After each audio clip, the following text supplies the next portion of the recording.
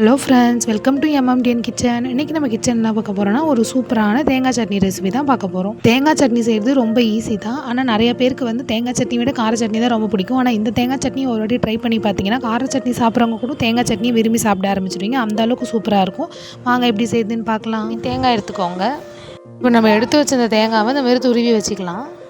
கடாய் எடுத்து அடுப்பில் வச்சு ஒரு ஸ்பூன் எண்ணெய் ஊற்றிக்கலாம். இப்போது 2 பெரிய வெங்காயமும் உங்கள் காரத்துக்கு ஏற்ற மாதிரி பச்சை மிளகாவும் இதில் சேர்த்துக்கலாம். நல்லா வதக்கி விட்டுக்கோங்க.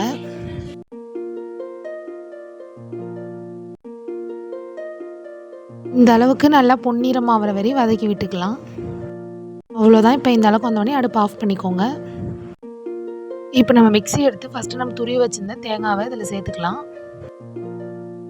தேங்காய் கூடவே ஒரு கைப்பிடி அளவுக்கு பொட்டுக்கடலை சேர்த்துக்கோங்க. தேவையான அளவுக்கு உப்பு சேர்த்துக்கோங்க.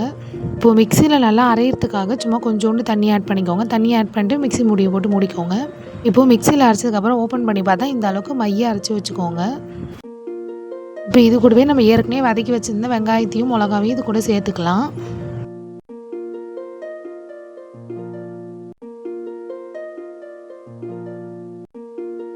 இப்போது மிக்ஸி மூடியை போட்டு மூடிக்கோங்க. நம்ம போய் இதை அரைச்சிட்டு வந்துடலாம். இப்போது அரைச்சதுக்கப்புறம் ஓப்பன் பண்ணி பாருங்கள். இந்த அளவுக்கு மைய அரைச்சா போதும். இப்போ நம்ம சட்னியை தாளிக்கிறதுக்காக ஏற்கனவே நம்ம வெங்காயம் வதக்கின வானல்லே 2 ஸ்பூன் எண்ணெய் ஆட் பண்ணிக்கலாம். கடுகு 1 ஸ்பூன் இல்லை 1.5 ஸ்பூன் ஆட் பண்ணிக்கோங்க. கடுகு நல்லா பொரிஞ்சதுக்கப்புறமா கருவேப்பிலை 2 கொத்து சேர்த்துக்கலாம். இப்போ அவ்வளோதான், ரெடி ஆகிடுச்சு. நம்ம அடுப்பு ஆஃப் பண்ணிடலாம். இப்போ அவ்வளோதான், நம்ம சட்னி சூப்பராக ரெடி ஆகிடுச்சு. அதை ஒரு பவுலுக்கு மாற்றிக்கலாம்.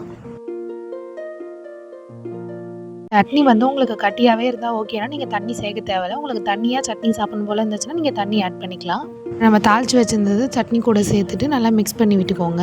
நீங்கள் வந்து இட்லிக்கு தேங்காய் சட்னி செய்கிற மாதிரி இருந்தால் தண்ணி சேர்த்துக்கோங்க. அப்போ தான் இட்லிக்கு தண்ணியாக சாப்பிட்டா தான் டேஸ்ட்டாக இருக்கும். அதே தோசைக்கு செய்கிறீங்கன்னா தண்ணி ஆட் பண்ண வேண்டாம். அவ்வளோதான். இப்போ நம்ம சூப்பரான சட்னி ரெடி ஆகிடுச்சு. நீங்களும் வீட்டில் ட்ரை பண்ணி பாருங்கள். வீடியோ பிடிச்சிருந்ததுன்னா லைக் பண்ணுங்கள், கமெண்ட் பண்ணுங்கள், ஷேர் பண்ணுங்கள். மறக்காமல் சப்ஸ்கிரைப் பண்ணிக்கோங்க. தேங்க்யூ ஃபார் வாட்சிங்.